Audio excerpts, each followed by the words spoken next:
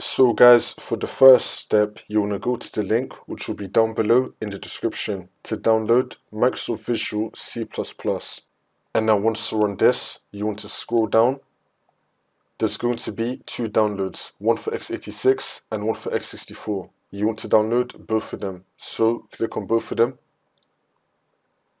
And they're now going to start downloading. Just wait for this. Once they've been downloaded, just right click on one of them and then click on Show in Folder. We should now be in our Downloads folder with both the downloads.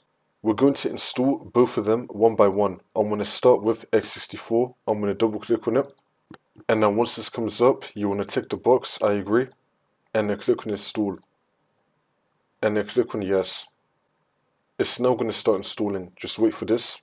And now once that's been done, we can now resolve this. Next, we're going to install the other one, x86. Double click on it.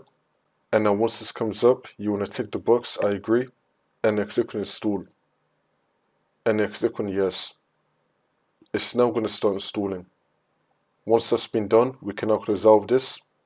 For the last step, you want to restart your computer, and then the problem should be fixed.